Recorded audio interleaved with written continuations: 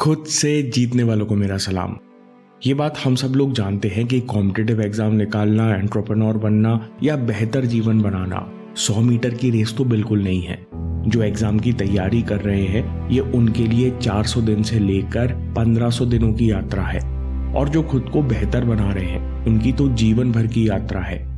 लंबी यात्रा का मतलब है कि आपको अनिश्चितता के बाद भी हर दिन चलना है, कुछ भी हो चलते रहना है। अगर आप ऐसा कर पाए तो कुछ ना कुछ बेहतरीन बन जाओगे। लेकिन सच ये भी है कि कुछ ही लोग होते हैं जो ऐसा कर पाते हैं। कौन होते हैं वो लोग, और लॉन्ग टर्म सक्सेस को पाने की ये काबिलियत हमारे अंदर कैसे विकसित होगी, ये हम सीखेंगे सेल्स के बिजनेस से। डोर टू डोर सेलिंग में 98% रिजेक्शन झेलने के बाद आपको 2% सफलता मिलती है।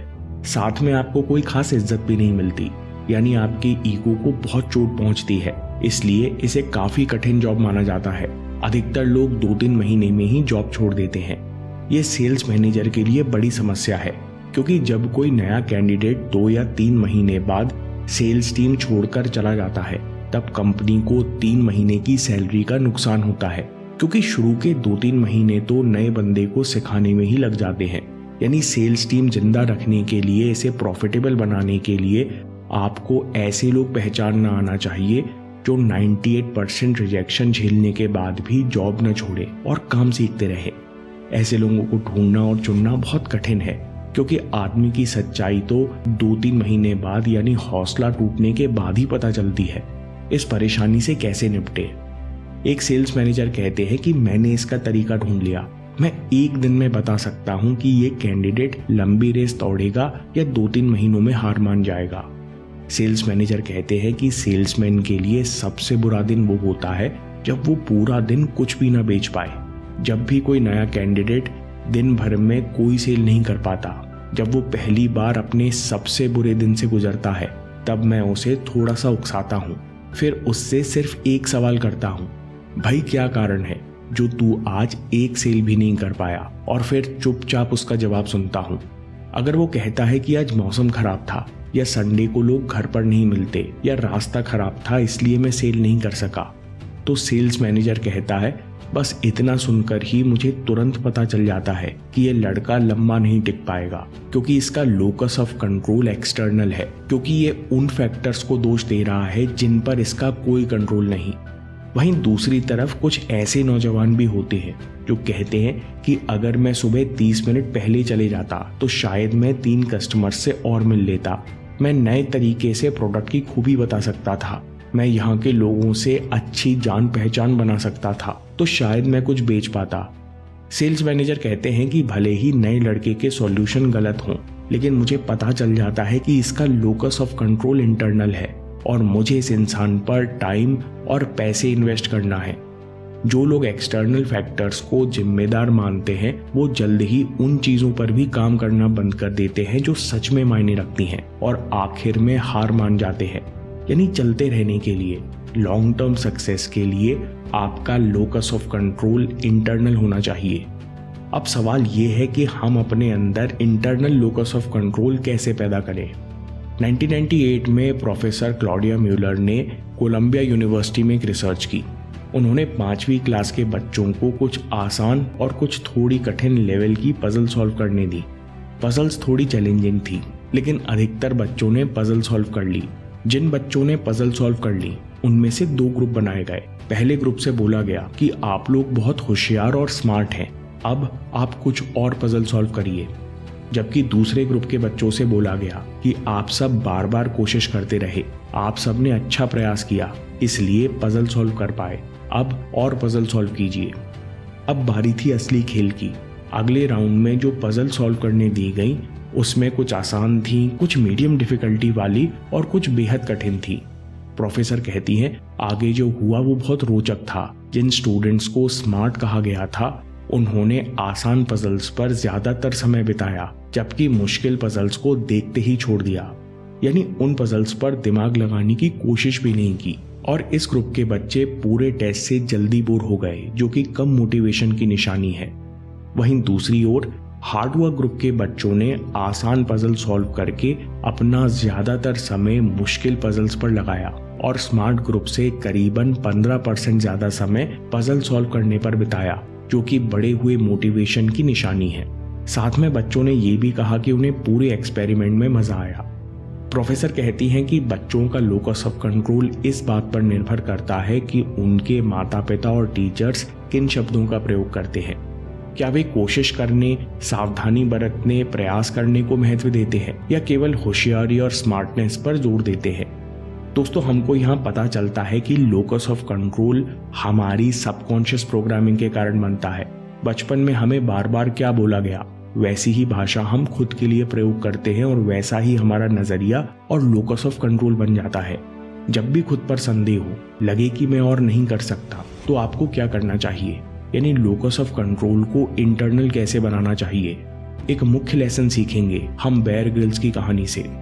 जिम्मेदारी अपने हाथ में लो। मैन वर्सेस वाइल्ड में काम करने से पहले वे ब्रिटिश स्पेशल एयर सर्विस में कार्यरत थे, जहां एक ट्रेनिंग एक्सरसाइज के दौरान बेयर ग्रिल्स का पैराशूट 1600 फीट की ऊंचाई पर फट गया। वे सीधे धरती पर आ गिरे। किस्मत से वे पैराशूट पैक के बल गिरे थे, जिसने अधिकतर झटका सूख लिया, नहीं तो 1600 फीट से गिरने के बाद जिंदा रहना असंभव है। इससे उनकी जान तो बच गई, लेकिन उनकी रीढ़ की हड्डी 3 जगह से टूट गई, कंधा टूट गया और कई गंभीर चोटें आईं। बेयर ग्रिल्स को अनिश्चित काल के लिए बेड रेस्ट दे दिया गया। उस समय 21 साल के नवयुवक का भविष्य अंधकारमय था। बेयर ग्रिल्स कहते हैं कि उस समय मेरे मन में एक ही बात चल रही थी, किसी की मदद का इंतजार मत करो, एक लक्ष्य चुनो और उसके लिए एक्शन लो। बेयर ग्रिल्स कहते हैं कि सबसे पहले मैंने अपनी मनोदशा की जिम्मेदारी ली। मैंने हॉस्पिटल पर लेटे लेटे ही माउंट एवरेस्ट पर चढ़ने का लक्ष्य बनाया, क्योंकि मैं हमेशा से माउंट एवरेस्ट पर चढ़ना चाहता था, लेकिन ये लक्ष्य मेरी वर्तमान स्थिति के हिसाब से नामुमकिन था। लेकिन मैंने बार बार सोचा, अगर मैं ठीक होते ही माउंट एवरेस्ट पर चढ़ गया तो इस व्यक्तिगत त्रासदी को जीतने वाला मैं किस तरह का इंसान बन जाऊंगा। मेरे जीवन का डायरेक्शन ही बदल जाएगा। ये नया लक्ष्य वर्तमान सीमाओं और परेशानियों के अधीन नहीं था, बल्कि ये भविष्य के विजन से जुड़ा हुआ था। इसलिए बेयर ग्रिल्स की मनोदशा बदल गई। वे कहते हैं कि मैं बार बार माउंट एवरेस्ट के बारे में सोचता रहा, जिसने मुझे नई प्रेरणा और ऊर्जा से भर दिया। बेयर ग्रिल्स कहते हैं, जैसे मेरी मनोदशा बदली, वैसे मैं जानता था कि मुझे क्या हासिल करना है, मैं क्या पाना चाहता हूँ। फिर मुझसे जो संभव हुआ मैं वो करता गया। बेयर ग्रिल्स कहते हैं कि जब आप अपने मन को मजबूत बनाते हो तो बाकी सारी चीजें आसान होने लगती हैं। दोस्तों, जब आप इस बात को रियलाइज कर लेते हो कि आप मनोदशा बदलकर अपने मन को प्रोग्राम कर सकते हैं, तब आपकी सफलता के चांसेस बढ़ जाते हैं। बेयर ग्रिल्स कहते हैं, आखिरकार 16 मई 1998 वो दिन आ ही गया जब मैं माउंट एवरेस्ट के शिखर पर पहुंचने वाला सबसे कम उम्र का ब्रिटिश नागरिक बना। यानी लोकस ऑफ कंट्रोल को इंटरनल बनाने का पहला कदम है कि मनोदशा की जिम्मेदारी लो और एक ऐसा लक्ष्य बनाओ जो आप सच में पाना चाहते हो। जिम्मेदारी लेने से मनोदशा बेहतर होती है। आपको अनिश्चितता परेशान नहीं कर पाती। सिलेक्शन होगा या नहीं होगा, ये सारी चिंताएं आपको परेशान नहीं कर पाती। इसके बाद focus on what you can control, that is always enough. सिर्फ उस चीज पर फोकस करो जो आपके कंट्रोल में है। बॉब प्रॉक्टर कहते हैं, केवल इतना ही काफी है। जब भी शिकायत करने का मन करे तो खुद को बार बार याद दिलाओ कि जो भी होता है इस पल में होता है। मैं केवल इस पल में रहता हूँ और अभी जो कर सकता हूँ केवल उस पर फोकस करता हूँ। मैं विश्वास करता हूँ, मैं जानता हूँ कि बेहतर इंटेंशन, बेहतर सोच और बेहतर एक्शन से मैं बेहतर जीवन बना सकता हूँ। इसके साथ साथ हर दिन विजुलाइज करो कि आप हर दिन कंसिस्टेंट हो, हर दिन आसानी से प्रयास कर रहे हो, छोटे छोटे टारगेट पूरे कर रहे हो, जिस कारण आपने आसानी से गोल पूरा कर लिया है, जिससे आपकी इच्छा शक्ति और विल पावर अलग लेवल पर पहुंच चुकी है। खुद को बार बार याद दिलाओ कि लगातार प्रयास करने से, अपने माइंडसेट की जिम्मेदारी लेने से आप बेहतर इंसान बन रहे हो। इसके साथ साथ आप एक और बात का ध्यान रखो, अपने आसपास पॉजिटिव लोग रखो। जो लोग आपको सपोर्ट करते हैं और बेहतर होने के लिए प्रोत्साहित करते हैं, इन लोगों के साथ रहो। ये लोग आपका लोकस ऑफ कंट्रोल अंदर की ओर शिफ्ट करने में मदद करेंगे। दोस्तों, रीडिंग स्पीड बढ़ाने के तरीके अक्सर बेकाम होते हैं, क्योंकि स्पीड तो बढ़ जाती है लेकिन कुछ समझ में नहीं आता कि क्या पढ़ा। इसलिए सही रीडिंग स्पीड बढ़ाने का तरीका है, सबसे पहले अपनी आंखों के मूवमेंट को ट्रेन करो। कैसे? अगले वीडियो में देखिए और प्रैक्टिस कीजिए। आपके समय से कोई वीडियो, कोई ऐप, कोई न्यूज़ कीमती नहीं है। मैं काम के किस्से लाता रहूंगा। हिम्मत, हरकत, होशियारी, हम जीतेंगे।